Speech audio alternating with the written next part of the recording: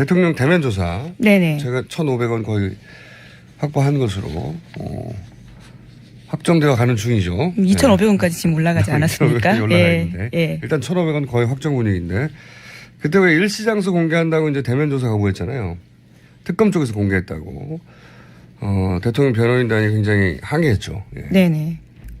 그래서 이거 대통령 변호인단 쪽에서 나온 거 아니냐 뭐 이런 추정들도 있었는데 청와대 입장이 그렇죠. 네, 어차피 유출됐다면 소스는 둘 중 하나예요.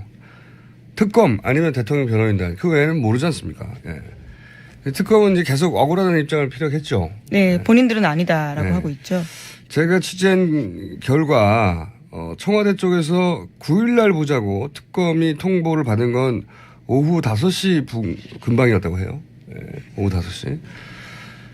그리고 이제 이 일을 아는 사람도 특검 대부분 몇 명 안 됐고 그래서 특검 쪽에서 당연히 누가 했어 뭐 이렇게 내부 체크를 했을 테고 근데 그걸 아는 사람 알만한 사람들 중에 외근을 해서 뭐 알 수도 없었던 예. 그래서 금방 파악이 됐다고 하는데 사실 이 상식적으로 생각을 해봐도 특검은 어떻게 해서든 대통령 조사를 하고 싶은 입장이고 대통령 변호인단을 어떻게든 피하고 싶은 입장이잖아요. 네네. 근데 이제 비공개 합의를 했는데 특검이 이걸 알려서 얻을 이득이 없어요, 이득이.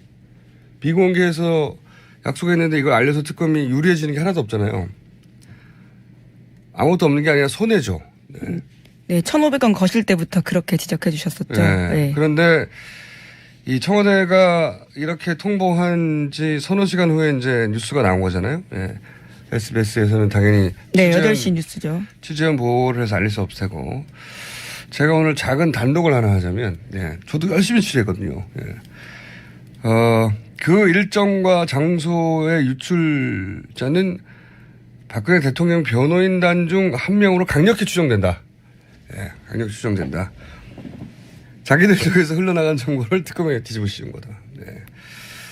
원래 이럴 때 법조 출입 기자들 또는 뭐 청와대 출입 기자들 혹은 뭐 특검 출입 기자들 사방팔방에 모여가지고 모든 기자들이 주변을 캐기 마련이잖아요. 그래서 흘러나온 정보 찌끄러기라도 주술라고. 네. 기자시니까 잘 알잖아요. 네, 쓰레기 주로 다니죠. 주술라고 막. 네네. 이게 화시한 정의도 줍습니다. 변호인단이 직접 알려준 것인지 뭐 변호인단이 누군가에게 이야기한 것을 이렇게 다시 그런 식으로 주워서 보도한 것인지 그것까지 제가 확실하게 말씀드릴 수는 없어요 여기서. 그런데 소스는 분명하다. 그 처음 소스. 이게 근데 변호인단 쪽에서 저는 피해자 코스프레를 한다고 해석할 수밖에 없는 정황이 있는 게 그 정보가 흘러나온 사람과 특검에 이런 정보가 나오면 어떡하냐고 항의한 사람이 동일 인물이에요. 네. 취재하신 바에 따르면 그렇다는 거죠. 예, 예. 제가 취재하신 바에 따르면. 예. 네. 단독 하나 하겠습니다. 네. 유출은 그쪽 방향에서 나왔다. 네. 자, 여기까지 하나 하고요. 할 일 한 것 같네요, 오늘. 자, 다음 뉴스 전해주십시오. 네. 헌재 관련 뉴스 계속 많죠? 예. 네. 몇 가지 더 지워드리면요. 국회 탄핵심판소추위원단이 그래서 박 대통령 변론 출석 여부를 14일까지는 알려줘야 된다. 이렇게 어제 주장했습니다. 그러니까 이제 헌재에서 끌려다니는 거 아니냐.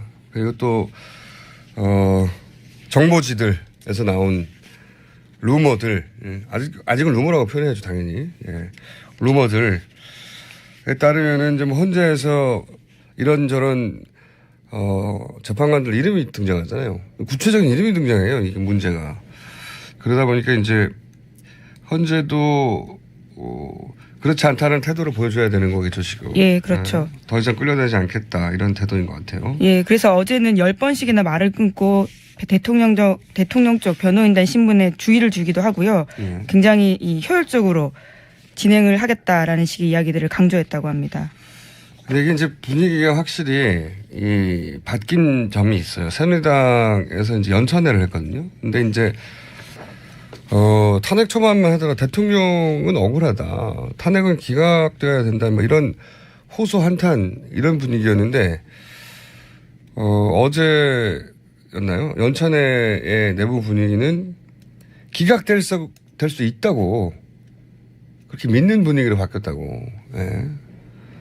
워딩이 바뀌었어요. 그리고 이쪽에서 헌재 판결을 받아들여야 된다고. 자신들이 원하는 결과가 나올 확률이 높아졌다는 어떤 그런 공감대가 있는 것 같아요. 예. 그걸 어떻게 알겠어요, 근데? 그냥? 이분들도 다 그냥 찌라시를 보고 그러는 걸까요? 네. 저는,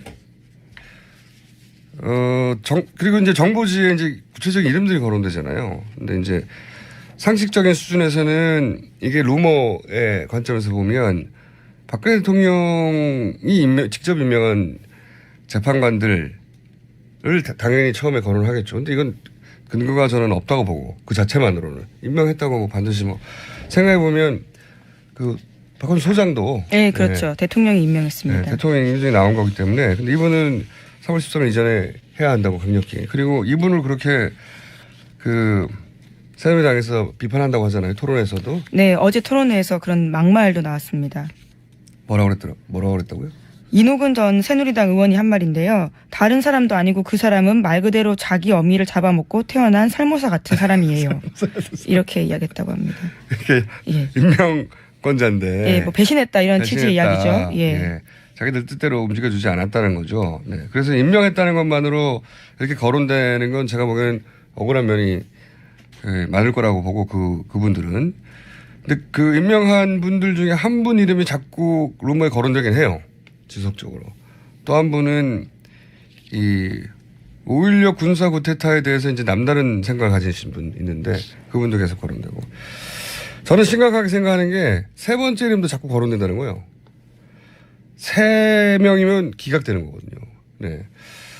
이게 새누리당 내에서도 이런 정보지를 보고 이런 자신감을 얻었는지 정보지가 이런 자신감으로부터 얻은 소스가 있는 건지 거꾸로인지 모르겠으나 이제 기자들이 이런 정보지 이름들이 많이 거론되니까 실체 파악에 나섰겠죠. 예. 네, 그래서 어제 이정미 재판관 권한 대행이죠. 네, 이런 얘기가 나오니까 이제 선을 그었습니다. 네, 예. 그건 말이 안 된다고 선을 긋기도 하셨고. 근데 이정미 재판관은 모를 수도 있어요. 본인한테 연락이 안 왔으면은. 예. 여하간 제가 이제 이런 걱정을 하는 것은 이런 큰 판결 직전에 의뢰에 있는 한바탕 해프닝 아니겠는가. 이렇게 바라볼 수도 있지만 또 한편으로 걱정을 하는 것은 지난 탄핵 국면에서 탄핵 심판 들어가기 전에 비박계에 2인 1조로 압박이 들어갔었다고 하는 제보를 제가 받고 그것도 복수에 얘기한 적이 있지 않습니까? 같은 당내에 있던 사람들도 막 사람들을 동원해서 압박할 수준이라면 그런 유혹을 느끼지 않겠어요? 그런 유혹은 있을 수 있다. 이거 많은 기자분들이 취재에 나가야 할 실체 파악에 나서야 할 대상이라고 봅니다. 걱정이 됩니다. 그런 평상시라면 그냥 당연히 루머라고 웃어 넘길 테지만 취재를 좀 해봐야 된다. 네네. 자, 다음 뉴스는요? 네, 관련해서 어제 조선일보 일면에는요, 이런 광고가 났습니다. 원로법조인이라고 하는 9명이 대통령 탄핵 심판에 대한 의견을 낸 건데요. 국회의 탄핵소추 의결부터 헌재 심판 진행에 이르는 전 과정이 법적 하자가 있다. 이렇게 주장을 한 겁니다. 게다가 국회는 신문기사나 심증만으로 탄핵을 의결했다면서 문제가 있다라는 취지의 이야기를 한 건데요. 거기다가 일괄적으로 국회에서 투표한 거는 중대한 적법 절차 위반이다. 이런 주장도 했습니다. 아니 지금 대통령 탄핵이 심증만으로 된 거예요? 이건 너무나 많은 증인들이 나오고 있지 않나요? 문서와. 예, 지금도 그렇죠. 계속. 예. 야, 근데 이제 이런 노력들, 그러니까 이제 복합적인 노력이거든요. 탄핵 심판관들 중에 개별 접촉을 했는지 혹은 이런 정보지를 받는지 모르겠으나 자신감을 얻게 한 그런 정보가 있는 것이고 그리고 이제 그런 판결을 내릴 재판관들에게 봐라 이런 분위기가 있다. 이거 돈 내서 광고 낸 거예요. 네, 그렇죠. 생각해 보세요. 전 대법관이 자기 돈 내가지고 신문 광고 본 적 있어요? 어떤 판결에 대해서? 이거는 전례가 없는 겁니다. 전례가 없는 거. 그리고 최근에 인터넷에 이제 그 이런 기사에 따른 댓글 부대로 의심되는 어떤 징후, 댓글 부대의 등장의 징후, 포털이나 관련 커뮤니티 보면 갑자기 탄핵 기각해야 하고 헌재 판결을 바로 존중해야 한다는, 헌재 판결에 영향을 주지 말아야 한다고. 헌재 판결에 영향을 주려고 지금 태극기 집회가 얼마나 열심히 했습니까? 네, 주말마다 계속 열리고 있죠. 갑자기 헌재 판결을 존중해야 한다. 엄청나게 많은 댓글들이 달리기 시작했어요. 이게 전방위적인 노력이 시작됐습니다. 제가 보기에는 탄핵 기각을 하고자 하는 분들 쪽에서 대략 한 15% 정도 되는 심상치 않습니다. 제가 느끼기로는 종합적으로. 그리고 이제 그 보수단체들을 총동원해라 하는 그런 지시도 지금 나가고 있다는 보도가 있죠? 네, 오늘 아침 한겨레와 경향 보도인데요.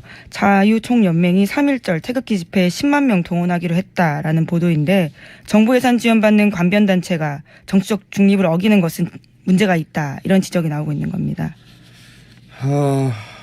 자유총연맹에다가 3.1절 날 10만 명을 동원해라. 너희는 10만 명. 자유총연맹에 10만 명을 동원하라고 했으면 다른 단체도 다 동원하라고 했죠. 그래서 총 100만 명을 동원하라고 하는, 실제 가능할지 안 할지 여부와 상관없이 아까 이제 댓글 부대가 활동 시작한 게 아니냐 하는 그런 징후도 보인다고 말씀드렸고, 갑자기 대법관이었던 분들이 자기 돈으로 막 반대 광고를, 이런 건 본 적이 없거든요. 예, 정말 원로 법조인들입니다. 90세, 80세 이런 분들이거든요. 아주 나이 많은 분들이에요. 80세, 90세 이런 분들이 갑자기 조선일보 일면에다가 본인들 돈으로 광고를 냈어요. 탄핵 심판에 관해서 문제가 많다고. 심증만으로 탄핵을 의결했다. 심증만으로 탄핵을 의결한 게 말이 되나요? 근데 어쨌든 이렇게 80대, 90대 법조인들이 갑자기 신문 광고를 본 적이 없어요. 헌재 판결을 앞두고 이런 법조인 원로 중에 원로들이 90대 이런 분들 신문 광고를 냈다고 하는. 물론 개인에 대한 호불호나 찬반을 떠나서 순전히 법률 전문가로서 법적 견해를 밝혔다고 하나 이런 적이 있나요? 도움을 드리겠다, 뭐 이렇게 이야기를 했는데요. 헌재가 도움이 필요한지는 잘 모르겠습니다. 그러니까요. 60대거든요. 대부분의 헌재 재판관들이. 네. 정점에 법률 전문가로 정점에 올라와 있는 분들인데 90대, 80대 분들이 도움을 드리겠다고 신문 광고를 냈어요. 그중에서 도움이 아니죠. 심증만으로 탄핵을 의결했다. 이 말 자체가 문제가 많다고 기각해야 된다는 주장이니까요. 심상치 않습니다. 다음 주는요? 네. 증권 관련된 뉴스가 좀 뜬금없을 수도 있는데요. 들어보시면 최순실 게이트와 관련이 있습니다. 한국경제 보도인데요. 최근 검찰이 코스닥 상장사의 대표의 주가 조작 혐의를 포착하고 수사에 착수했는데 그 이면에 최순득 씨 일가가 연루되었다라는 보도를 한국경제TV가 한 겁니다. 이거와 관련해서요. 한 금융투자업계 관계자의 말을 인용하기도 했는데, 증권범죄합동수사단에서 겨냥한 것은 최 회장이라는 사람인데, 명동에서 사채업을 하는 최 회장에게 돈 대주는 사람이 최순득 씨의 남편 장석칠 씨다, 이렇게 보도한 겁니다. 이거는 제가 보기엔 특검 화력을 지켜만 보고 있을 수 없는, 검찰에서 잡아낸 굉장히 줄기가 긴 고구마입니다. 이거 제가 보기엔. 예, 서울 남부지검입니다. 이게 요약하면 최순득 씨의 남편 장석칠 씨가 알고 봤더니 명동 사채업 큰손 뒷돈을 대준 사람이다. 이게 최순실 씨 이복 오빠 최순득 씨가 그런 말을 한 적이 있어요. 최순득은 사채업으로 돈을 불렸다. 그런 말을 한 적이 있거든요. 그거하고 연결되는 건데, 이게 이제 내용을 간단하게 말하면 코스닥에 상장한 회사들 인수합병 유상증자할 때 이런 사채업 쪽에서 뒷돈을 대서 거기서 주가 조작을 해서 돈을 먹는데, 그때 뒷돈을 최순득 씨가 됐다는 거예요. 한마디로 말하면. 네. 저는 이게 뉴스가 흘러 만약에 검찰이 가면, 한 작년 말에 나왔던 그 최순득 씨의 아들 장승호 씨 베트남에서 네네. 유치원 사업하는 근데 그때 같이 관련 뉴스가 외교 역량에 돈을 넣어서 그 자금을 빼돌렸다 이런 뉴스가 잠깐 나온 적이 있어요. 안민석 의원이 제보했다 네, 이렇게 네. 말씀하셨었죠. 예. 안민석 의원이 제보를 받았다고 하고. 예. 검찰이 어디까지 조사했는지 몰라도 이거는 장승호 씨까지도 갈 수 있는 줄기가 하나 나왔는데 아무도 주목하지 않는 뉴스라 어젠가 그저께 나왔거든요. 제가 주목합니다. 이거 특검 뉴스는 아니고 검찰발이에요. 예, 검찰발이 우리도 뭔가 해야 되겠다고. 근데 이게 최순득 씨가 사채업에 돈을 댄다. 그런 뉴스입니다. 줄기가 많이 나올 수도 있는데.